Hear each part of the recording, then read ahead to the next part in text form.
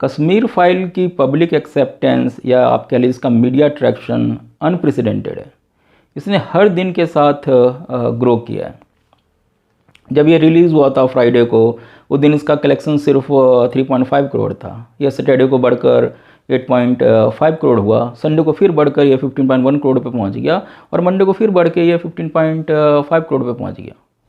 So Monday एक working day होता है, तो उसका कलेक्शन संडे से ज़्यादा होना अपने आप में एक बहुत बड़ी बात है। और बड़े बड़े जो बैनर के फिल्में होती है या जिसमें बड़े स्टार कास्ट होते हैं, वो भी ऐसा नंबर मंडे को रजिस्टर्ड या वर्किंग डे में रजिस्टर नहीं कर पाते। तो आने वाले दिनों में जो कश्मीर फाइल है वो एक मील का पत्थर साबित होने वाली है।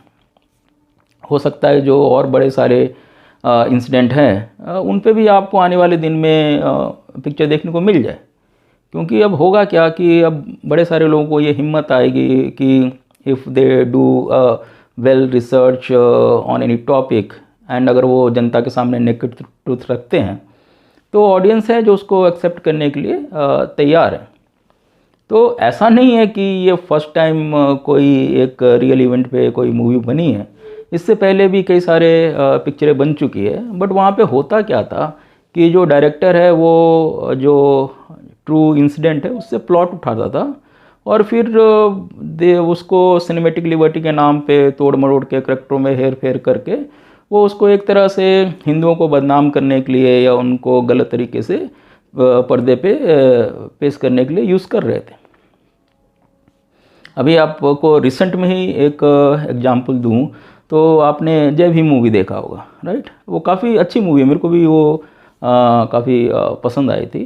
तो वो भी एक रियल इंसिडेंट पे बेस्ड है कि भाई एक दलित का लॉकअप में जो पुलिस वाला होता है उसको मार देता है, फिर कैसे एक वकील उसको न्याय दिलाने के लिए सिस्टम से लड़ता है और फाइनली उसको वो न्याय दिलाता है।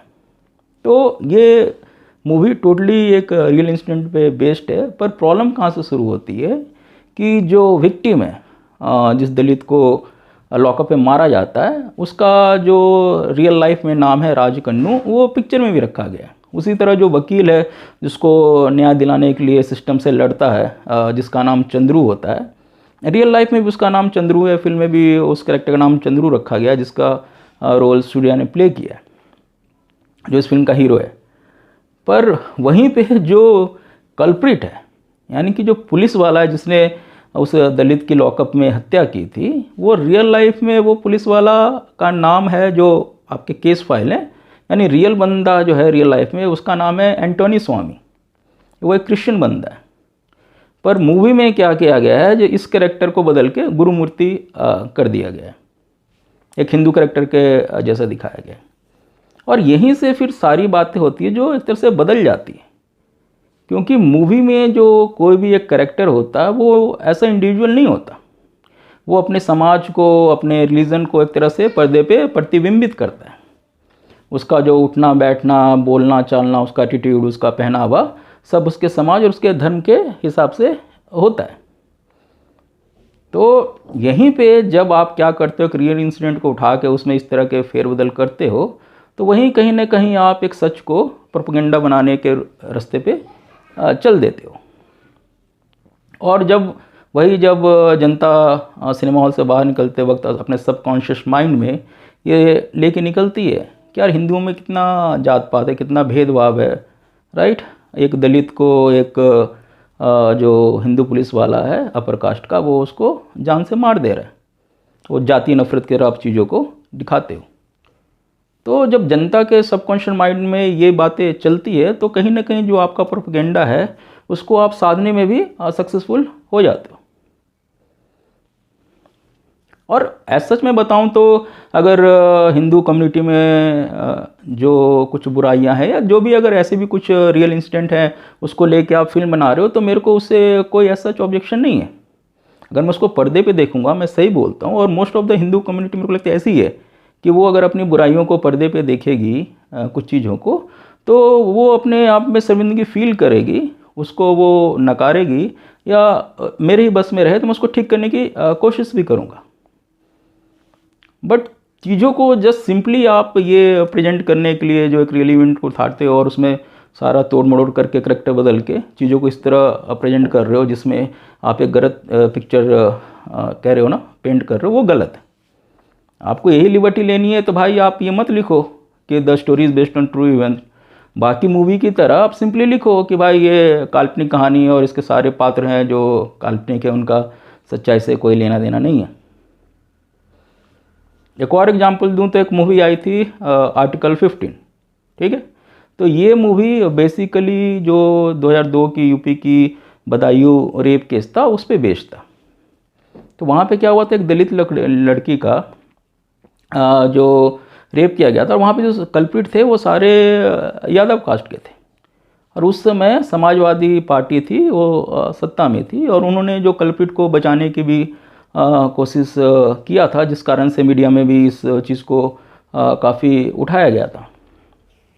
पर जब आप इस पर फिल्म बना रहे हो तो वो लोग क्या कर रहे हैं कि जो कल्प्रिट है उसको यादव न दिखा के वो ब्राह्मण दिखा रहे हैं, और सारे नरेशन को इस तरह रखते हैं कि जो ब्राह्मण है वो एक दलित लड़की का रेप कर रहा है ड्यू टू दोज कहते हैं ना ऊंच नीच जात पात का एंगल लेके पिक्चर को इस तरह बना डाला है। तो अरे भाई वो रियल इवेंट था, तो उसमें जो भी रेप हुआ था वो तो like any other rape case, जहाँ कहते हैं ना बंदे की विकृत मानसिकता है जिसके कारण से वो घटना हुई, और क्योंकि उसकी पॉलिटिकल रीच थी तो इसलिए उसको कुछ प्रोटेक्शन मिल रहे थे, वो उसको सज़ा नहीं हो रहा था। उस तरह का आप प्लॉट रखते अगर उसी तरह आपको रियल इवेंट पे बनाना था। पर यहाँ पे भी आपने क्या किया कि जो कल्प्रिट यादव था उसकी जगह उसको ब्राह्मण दिखा के सारी स्टोरी लाइन को ऊंच नीच और अपर कास्ट और दलितों पे शोषण के तरह नरेट करके पर्दे पर उतार दिया। और मैं आपको एक एग्जांपल देता हूँ, वो चक दे इंडिया आपने देखा होगा, वो कितनी बड़ी हिट मूवी है, ठीक है। वो भी ट्रू इवेंट पे बेस्ड है कि भाई 1982 में एशिया कप में इंडिया हार गई थी, उसमें जो गोलकीपर होता है वो गोल बचा नहीं पाता, तो जो सारी पब्लिक का बैकलैश उसको मिलता है, उसको आई मीन सब लोग उसको कहते हैं ना भला बुरा कहते हैं, और जो हॉकी फेडरेशन भी होता है उसको निकाल देती है, और कई सालों तक वो फिर गुमनामी में रहता है, और फिर वो वापस आता है कोच की तरह, और जो 2002 के कॉमनवेल्थ गेम है, ठीक है, उसमें वो जो वुमेंस टीम है उसको गोल्ड मेडल जिताता है। तो ये सही में ये रियल कहानी है, ठीक है। पर जब आप पिक्चर बना रहे हो, ठीक है, तो बट इस रियल कहानी में जो वो गोलकीपर है उसका नाम है रंजन नेगी, वो एक हिंदू है। तो जो भी उसको बैकलैश मिला होता है वो इसलिए मिला होता है कि वो जनता का इंस्टेंट रिएक्शन होता है, जब उनकी टीम हार जाती है तो ऑब्वियसली लोग नाराज़ होते हैं, उस तरह से उसको बैकलैश मिला था, या जो भी हॉकी फेडरेशन ने बाद में उसके ऊपर एक्शन लिया। पर आप मूवी में क्या करते हो, रंजन नेगी के करेक्टर को कन्वर्ट कर देते हो कबीर खान में, और नरेशन को ऐसा दिखाते हो कि भाई जो ये गोलकीपर है कबीर खान, उसको इसलिए जनता का बैकलैश मिल रहा है, लोग उसको गद्दार बोल रहे हैं और ये बोल रहे हैं वो बोल रहे हैं क्योंकि वो एक मुस्लिम है, जबकि रियलिटी में ऐसा कुछ था नहीं। जो रियल जो करेक्टर है वो तो खुद एक हिंदू है, और उसको जो भी बैकलैश वगैरह मिल रहा है वो सब इसलिए मिल रहा है कि वो उसने सही परफॉर्म नहीं किया। तो यहाँ पे भी उस इंसिडेंट को, रियल इंसिडेंट को आप एक कहते हो ना हिंदू मुस्लिम का चोला पहना देते हो और पर्दे उस तरह से उतार देते हो। तो यही सब जो चीज़ें बॉलीवुड की, जो सच में झूठ का तड़का लगाने का जो चलन है, वो अभी इस कश्मीर फाइल के साथ ख़त्म हो जाने वाला है।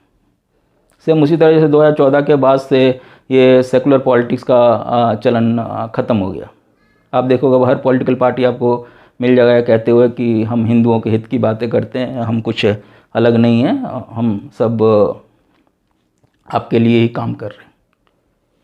और द कश्मीर फाइल के साथ यही जो शिफ्ट आ रहा है, उसके कारण से आप कह लीजिए बॉलीवुड या लेफ्टिस्ट मीडिया या और भी कई सारे लोग परेशान हैं।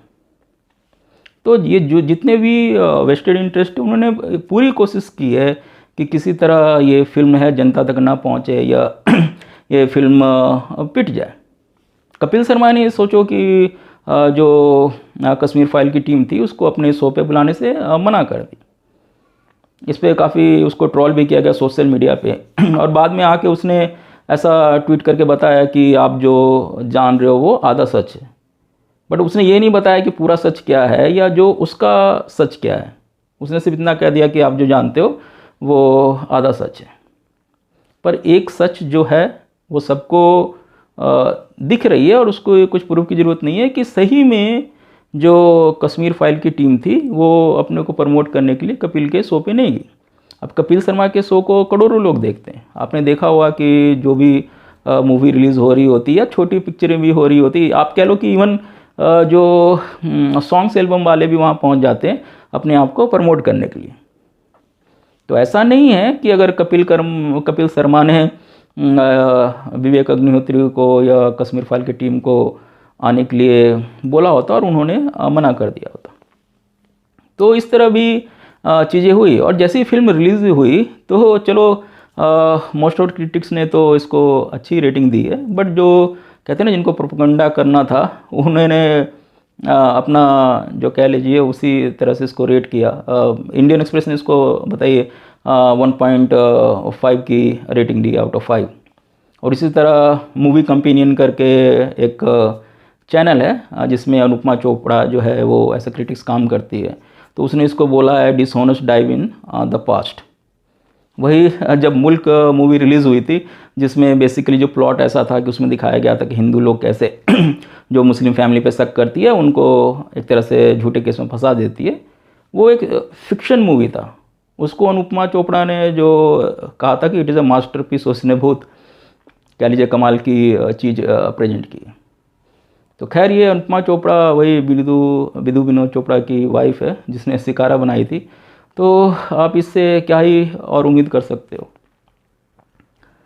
बट वही है कि जब मूवी को अच्छे रिस्पॉन्स मिलने शुरू हुए तो जैसे अभी मैं बताऊं IMDb भी था, ठीक है। IMDb इंटरनेट मूवी डाटाबेस, इसको आप कह लीजिए मूवी वर्ल्ड में इसको काफ़ी ऑथेंटिक माना जाता है इन टर्म ऑफ रेटिंग और रिव्यू के टर्म में। तो मैंने फ्राइडे को इस पर चेक किया था तो मैंने देखा कि नाइट के समय में 63,000 वोट थे और इट इज़ 10 आउट ऑफ 10। ये भी अपने आप में रिकॉर्ड है, किसी को 10 आउट ऑफ 10 नहीं मिलता है। फिर मैंने सैटरडे को भी चेक किया था, फिर फाइनली जब संडे को चेक किया तो उस समय तक इसको 1.83 लाख वोट मिल चुके थे और अभी भी 10 आउट ऑफ 10 ही था। तो मैं बोला यार ये सही में कमाल है। बट जब 14 को मॉर्निंग में मैं चेक करता हूँ तो मैं देखता हूँ कि वो रेटिंग गिर के 8.3 हो गई है। मैं बोला यार रात को सोने से पहले तो 10 आउट ऑफ 10 था, रात भर में ये कहाँ फिसल के 8.3 पे चला गया। तो फिर मैंने ट्राई किया जानने के लिए कि ऐसा हुआ तो क्यों हुआ, तो बट वही है कि ये जो IMDb है it is a paid service, तो ये मेरे को लॉगिन और मेंबरशिप लेने के लिए वगैरह बोल रही थी, तो मैंने छोड़ दिया। तो बाद में ट्विटर पे ही किसी ने अपडेट किया कि भाई ये जो रेटिंग डाउन हुई है उसके लिए IMDb ने ये रीज़न दिया है कि they have observed certain unusual voting, so that why उन्होंने इसकी रेटिंग को कम करके 8.3 कर दिया। आप सोचो कि इनफैक्ट उनके साइट पे जाओगे ना तो ऊपर 8.3 लिखा हुआ है और नीचे जो नंबर रहते हैं ना, कितने लोग ने 5 स्टार दिया, इतने लोग ने 2 दिया, 3 दिया, 4 दिया, जो भी, उसका जब आप मीन निकालोगे तो वो 9.6 आता है। वैसे भी 9.6 रहना चाहिए था, बट ऊपर उन्होंने इसको 8.3 रेटिंग दे रखी है। मतलब कि जिस कंटेंट को आप अप्रूव नहीं करते हो, राइट, या आपको हजम नहीं हो रही है, तो आपको लग रहा है भाई इसको जनता 10 आउट ऑफ 10 कैसे दे रही है, तो आप उसको पकड़ के 8.3 कर दे रहे हो खुद से, क्योंकि आप उस जो कह लीजिए साइट है उसके ऑनर हो। अब वहीं मैंने जाकर चेक किया तो जय भीम का रेटिंग अभी भी 9.4 पड़ा हुआ है। वहाँ पे उनको कुछ इस तरह नहीं दिखा कि भाई इसमें भी कुछ अनयूजुअल वोटिंग हो सकती है। तो ये मीडिया हाउसेस इस लेवल पे भी काम कर रहे हैं। ट्विटर की ही मैं बात करूं तो मैं सरप्राइज था कि मैं रोज़ चेक करता था और संडे तक आई एम सीइंग कि Kashmir file is trending at number 1, ठीक है। और मैंने खुद उसका स्क्रीनशॉट लेके ट्वीट भी किया था कि लास्ट 3 डे से ये नंबर 1 पे ट्रेंड कर रहा है और करंट स्टेटस ये है कि इस पर 1.3 मिलियन ट्वीट्स आ चुके हैं और आज भी नंबर 1 पे ट्रेंड कर रहा है। और ये अपने आप में एक बहुत कह लीजिए कि बड़ी बात है, कमाल की बात है, इतने लंबे समय तक ट्रेंड करना। पर फिर 1-2 घंटे बाद मैंने चेक किया तो देखा कि भाई वो गायब है। मैंने नीचे तक चेक किया तो 20 नंबर तक में भी वो नहीं था। मैं बोला ये तो हद है भाई, जो 1 पे ट्रेंड कर रहे थे 1 घंटे के अंदर वो कह लो लिस्ट से ही बाहर है। चलो गिर के वो 10 पे आ जाती है, 12 पे आ जाती, बट टोटली वो बाहर। फिर इसको भी कई लोगों ने रिपोर्ट किया। फिर कुछ घंटे बाद मैंने देखा कि फिर से वो पॉपअप करके नंबर 1 पे ट्रेंड हो गया। पर फिर मैं देख रहा हूँ इस बार जो उसके ट्वीट्स है 1.3 मिलियन से घट के कुछ 9,92,000 दिखा रहे हैं। 1 घंटे बाद चेक करता हूँ, फिर गायब हो गया, फिर आ गया। तो मतलब ट्विटर पे जो कश्मीर फाइल का ट्रेंड है वो इनकंसिस्टेंट है। जो चीज़ कंसिस्टेंट है वो है इसका पब्लिक रेस्पॉन्स। एक तरह से मैं सही बताता हूँ, ये अब it is not a simple movie, it is coming out as a, कहते हैं ना, सेंटिमेंट। जहाँ आप कह लो जो हिंदू लोग हैं दे आर अनएपोलॉजिस्टिक, कहते हैं ना, रॉ फॉर्म में और वोकल होके जो अपने जो भी उनकी फीलिंग है उसको वो डिस्प्ले कर रहे हैं। मैं खुद जब फर्स्ट डे मूवी देख रहा था और मेरे हीरो में बैठी जो लेडीज़ थी वो लास्ट सीन पे ऐसे चीखने लग गई थी कि ऐसा ही हुआ था, ऐसा ही हुआ था, इन हरामियों ने मेरे पापा को भी मार दिया था।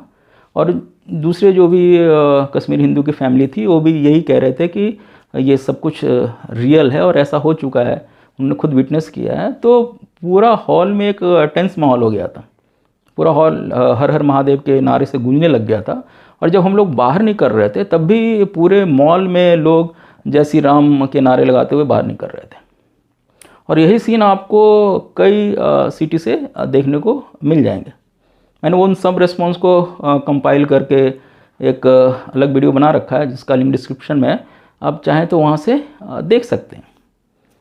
पर ये जो कहते हैं ना पब्लिक सेंटीमेंट है और जिस तरह से लोग इस मूवी को देख रहे हैं और इससे अफेक्ट हो रहे हैं, राइट, तो उससे इसको और इस तरह पुट किया जा रहा है कि it is binding the existing, कहते हैं ना, जो डिवाइड है हिंदू मुस्लिम के बीच में, उसको ये और बढ़ा रही है।